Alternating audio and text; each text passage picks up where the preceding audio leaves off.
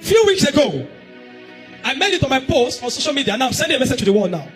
And I said, there's a man called Issa Pantami, the former Minister of Communication and Infrastructure, whatever, and Digital Economy, under the administration of Buhari. And I said, such a man is already being groomed to become a governor of Gombe State. Follow me. And I said, such a man can never or should never be allowed to become a governor of a state. And I said, I'm going to, people say, why? This one I'm going to tell you why. And many do not understand, but I'm going to tell you why a man such as Pantami should not be allowed to lead a state like Gombe. Gombe State consists of about 30 to 35% Christians. And such a man must not be allowed in any way to become a governor of such a state. Why? There was a meeting that was held on the 13th of July 2010 by an association, an organization called JNI. JNI stands for Jama'atul Nasrul Islam. The 4 chapters of Kaduna, Plateau, Bauchi, and which other state? And Niger State. They held a meeting in Bauchi State. The JNI, so they have, each state have their own chapters. So the state chapters have a collective meeting in Bauchi State on the 13th of July 2010. And this meeting was headed and chairmaned by Issa Pantami. And what is the cause of this meeting? The purpose of this meeting is that they said Christianity was already growing too much in the north. That Christianity was already growing too much, and that it is already bringing attack on Islam. That was the purpose of the meeting. Are you follow me? The meeting was held at the Bauchi Central Mosque. This information I'm giving is available to those that want to see. I've had this information with me for the past few years, but I've not spoken about it. But election is coming now. And such a man, you see, one thing we have done in Nigeria is that we have allowed men that have evil intention to rest in the position of power. And when they get there, they exercise their power and dominion. Just like we saw a man called El Rufai. When he became a governor, go and ask them in Kaduna what he showed the Christian communities in Kaduna. Go and ask them what he did to them. He showed them Sheikh Ebanza in Kaduna. And now a man like Issa Pantami is already vouching for part of a governor also. And they said, this is a worrisome thing. That because in the south, east and the southwest of Nigeria, that it is predominantly Christians. And the Muslims have been subjugated in the south.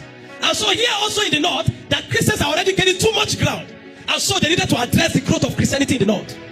That is the aim of this meeting. Number one, to address the growth and the spread of Christianity in the north. That they feel that Christians are growing too much. The momentum of Christianity is growing too much in the north. And so they felt we need to caution it, we need to shut it down. Because Christians are growing too much. They're already getting too much momentum. That was their first aim. Their second aim and objective is to report anybody that has been mistreated, that is a Muslim, against the religion of Allah. When they say the religion of Allah, you know what I mean? Islam. That any Muslim that has been mistreated should be reported in every part of the north so that they can take action against such a person. Their third agenda, they felt that there's some part of the north or the part of the north that Muslims have been maltreated. And so their job is to ensure that they deal with anybody that maltreats Muslims in the north. Their third agenda is to re-strategize towards the full implementation of jihad in Plateau State. So whenever you hear they say there's killing in Plateau State, they kill 20, they kill 30, they kill 50. It is in fulfillment of this meeting that they had. 2010 to this time, how many years ago? 16 years ago. What you see manifesting now, 16 years. Even though in Plateau State they have been having a lot of attack, but you see it has become more aggressive as a result of this meeting. And who is the leader of JNI in Nigeria? The leader or the supreme leader of JNI, Jama'atul Nasrul Islam in Nigeria, is Sultan of Sokoto. And when the other time I said the man is complicit, they thought I was lying. They thought I was being, I don't know what I'm saying. What is jihad? Jihad means Islamic war, holy war on unbelievers. But they wanted to implement jihad, to bring about the full implementation of jihad. Instead like Plateau, instead like Kaduna. And number 4, for the liberation of Kano State, to ensure that they subjugate Christians completely and elevate the status of Islam in Kano State. That was their purpose. Look at it, according to the statement. They said, we are aware that Christianity has humiliated Islam in the southwest and thus Islam can no longer thrive there. We are treated with contempt and less Nigerians in that part of the country. I'm reading the minute of the meeting now. It says, furthermore, the Christians brought out a scheme so as to get rooted and get liberated in the north. They brought what they call the middle belt. So they felt that it is Christians out of their liberation, out of their grave to get liberated, they form what is called middle belt today because they wanted to separate themselves from the north. And they said the part of the north that is being usually referred to as the middle belt are usually the Christian dominated places. That it is part of the scheme to dominate them, the north. So therefore they have to shut it down. They said the middle belt called the Christian dominated areas and is being championed by Plateau bigwigs. They felt that the part of middle belt, they said that the idea of creating the middle belt was championed by people from Plateau State. And so therefore, they must lay hell on Plateau State to ensure that the mandate and the vision of carving out middle belt does not succeed. Because they feel that Plateau State is the one championing the cause. This is one of the reasons why you find that every single time there is attack on Plateau. What I'm saying this morning is not a new thing. What I'm saying this morning is something that some have the understanding of, but nobody wants to speak about it. And the more we cover things like this, evil is like sin. It thrives in secrecy. The more you keep it secret, the more you gain power. The first way to counter evil is to expose it. They say the Christians have now extended not only into the remote areas in the north, but also into the cities, as well as our Islamic leaders who are Muslim. They said there is a mandate that the Islamic leaders have given them, that Christianity in the north must not grow into the cities, into the metropolis of the north. That Christians should remain in the suburb areas, in the villages. But now that Christianity has grown into the, and they said the leaders that gave them this mandate, they mentioned their names here. Number one is Emir of Sokoto, Tijani Babangida, Alhaji Abubakar Gumi. So when you see Gumi doing all those nonsense, he's back. These are the people that give them the orientation and the ideology to do jihad. I'm calling their names this morning so that you know that I'm not playing. Emir of Sokoto, Tijani Babangida, Alhaji Abubakar Gumi, Alhaji Shehu Megnuda, Malam Suka, Kamarja, etc. That they have given them a mandate to ensure that Christianity does not grow into the cities as part of the north. But now they are seeing big churches in the north and they must bring it down. The mandate I can give to them is to ensure that anywhere they see big churches in the north, they must pull it down and raise a mosque there. This is because they feel that it is against the Quran for a church to be standing side by side with a mosque. They say it is against Quran, it is against the tenet of Islam for a mosque and a church to be standing by side by side. So anywhere there are big churches, and again the people that gave them the mandate are Sheikh Gumi, Abubakar Gumi, Sultan of Sokoto. What's that his name again? The Sultan of Sokoto, the Emir of Sokoto, Alhaji Shehu Megnuda, Malam Suka Kamadia, and the rest of them. That they must not allow mosques to grow, the churches to stand, big churches to stand in the north. So they must ensure by all means they bring it down. I'm not going to say out today. What I'm giving today is just one side, because the meeting is long. We still have to preach today. But I need to expose this, so that such a man must not have the power. How does such a man see that? Do you know that his position that he had under Buhari was a compensation for his atrocity or for his part? The part he has played in the fulfillment of the jihad in Nigeria. So they compensated with an appointment, not because of competency. When he held the position of Minister of Communication and Digital Economy, it was Buhari compensating him for his role in jihadism in Nigeria. One thing you cannot take away from Islam is that they are strategic. They are good planners, they are very intentional, and they are strategic. And now that they are pushing to become a governor, there's a plan. Christian and all this while, Christians are just moving on. We don't even understand that every day they keep killing. If they don't kill today in Nasarawa, it is in Kaduna. Every part of the northern Nigeria where there are Christians, they keep annihilating Christian. And the Christianity do not do anything, they're just moving on. But you see the plan. I'm telling you, look at it. Are you seeing plans, strategies? As far back as 2010. There are some that they started for as far back of 40 years ago. And they said to checkmate the growth of Christianity in the north, all Islamic clergies must pay visit to the state governors of the northern state and the traditional rulers. So for them to be able to checkmate the growth of Christianity in the north, they have to pay visit. That all the Islamic cleric must pay visit to the governors of the northern state and the traditional rulers in the northern state. What do they do? Number one, that they must develop a policy to see that all churches built in their respective state capitals are demolished to allow a mosque in the state capital, in the city capital. All our pastors are busy building 2,000 capacity, 30,000 capacity, 150,000 capacity auditorium. These guys are strategizing on how to ensure that they capture the church, how to ensure they cripple the church. This is as far back as 2010. I'm not speaking English. The security operator of the they have information to this thing I'm saying. DSS know of this. NIA know of this.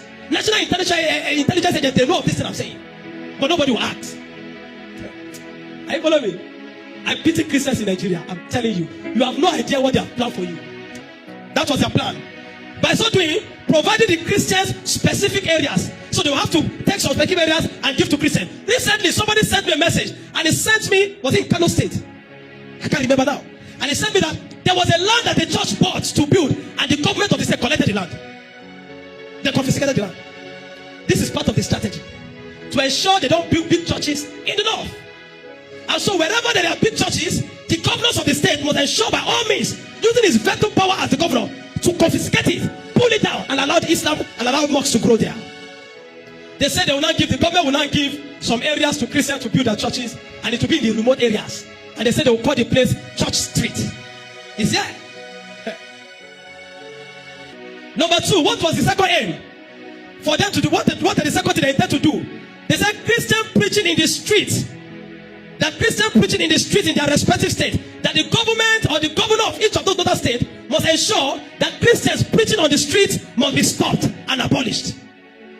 Any Christian found preaching on the street must be what? Must be persecuted. This was the reason why they killed Evangelist Eunice in 2016 on the street of Abuja when she was preaching. She was on a morning cry in the morning, preaching in the morning, and they killed that woman on the street. Until today, nobody did anything about it. Because they know that it is Christians that do that. It is Christians that have the mandate of going into all the world and do what? And preach the gospel. So that Christians must ensure, that the state governors must ensure that preaching of the gospel on the street must be abolished. And anybody that is found must be persecuted. This was why they had the temerity and the audacity to kill Evangelist Eunice when she was preaching on the street in 2016. Till today, nobody did anything about it. Not one person was arrested. Number 3, they say as it is the case of Kaduna State during Governor Umar Musa Yaruada, a ban should be placed in all northern states governed by Muslim on the teaching of Christian religious knowledge on schools. That they must put a ban. That's what you found out today. Do you do CRK in schools again? Do you still do CRK? There was a time we used to do IRK, Islamic religious knowledge. There's CRK. Is it CRK or CRS? CRK, Christian religious knowledge. They said they must ban it in the north. Every northern state where there are Muslims, the governors must ensure that according to the way it was during the days of Musa Umar Yaruadua as the governor of Kaduna State, they must ensure that Christian religious knowledge must not be taught in schools again. Today, there is no more CRK. What you have is religious and national value. They intentionally remove Christian religious knowledge and make it that they're doing what they call religious and national values. You see when I say they're strategic. This meeting was in 2010. It took them about 10 years to fulfill it and they're happy. You have no idea what they're planning for you in Nigeria as a Christian. When you see me shout on social media every day, it's because we have idea. We know. We have seen the plan. We have seen the blueprint. We know their schematics. And our job is to ensure it does not come to pass. Number 4, they said, place a ban on Christians using public address system during services. These demands will be adhered to and adopted by the Muslim governors for the interest of peace. That they should have that. We have more control of the masses. And it wants that any attempt by the Christians to query or revolt against the decision shall mean fighting against the religion of Allah, which the followers of Allah shall not watch, but we shall violently wipe away the Christians in this state. This meeting was when? 2010. Is it being executed today? They shall violently wipe away Christians. They kidnapped some Christians in Kwara State recently, in Woro community in Kwara State, and they took them to the bush and converted them to Muslim. And what did you see? I made a video about it. And they told them to begin to recite the Shahada. Ashhadu an la ilaha illallah. Ashhadu anna Muhammadan Rasulullah. I'm saying it because I was a Muslim. I know. There is no God except Allah, and there's no prophet except Muhammad. That's the meaning of what I've just said. And they converted Christians to Muslim in the bush. What is our GOs and leaders are doing? Nothing. What are the Christian nobody doing? Nothing. You see how long it took them? They said they shall violently wipe away Christians in this state. Is it happening today or not? It is happening. This is 2026. This plan was in 2010. I'll stop there for today. I won't go further today because I still need to teach God's people. Are you follow me? But you must understand. What I'm saying is that you can't be in a nation that you are not aware of what is happening. The ignorance of Christians and Christianity has brought us to where we are today. Where Christians have become a lamb or sheep that have been slaughtered anyhow. You will not be surprised that before the end of today there will be an attack. Just by the time you finish from just go and you will see before the end of today. And this is their own work according to it. That's why a man like Sheikh Gumi should have been locked away. I've said it over and over. The US must ensure that they lock the man away. Ban him. Sultan of Sokoto must not be allowed to travel out of Nigeria. Ban him. These are jihadists. They are terrorists. A man like Pantami, because you see them in the north, let me tell you, the way it is in the north, they don't care about infrastructure. All they care about is Islam. So even if they know that you are killed, that's why you see that there is poverty in the north. Oh, am I talking to people this morning? There is poverty in the north. They don't care about it. All they know is that, is this person furthering the cause of Islam? If it is furthering, no problem, they'll keep supporting him. They have been brainwashed. How do you want to live in a nation with such a people? There is no Nigeria. Are you following me? Watch and what? You have not been watching. This is a plan that was orchestrated in 2016, in 2010. They waited, they took time. Have you ever asked yourself, where did a Fulani man, a common Fulani man, get the money to buy AK-47? With ammunition, where did he get the money? One AK-47 cost about $1,020-something. Where did he get it from? I'm going to tell you next week where they get their weapon from, how they connect with the military men, with some jihadists, top jihadists in the military, how they get their weapon out. I'll reveal it when the Lord, it could be next week, it could be when the Lord will permit me. This is what the Lord permit me to do today. I've done. We will not be silent. That's one of the reasons why Claire will bring down every activity of Islamization in Nigeria. Rise up your feet, wherever you are. Say, Father, in the name of Jesus, every activity of jihadists, of Islamization on Christians in Nigeria, this morning we frustrate it. Talk to God in 1 minute.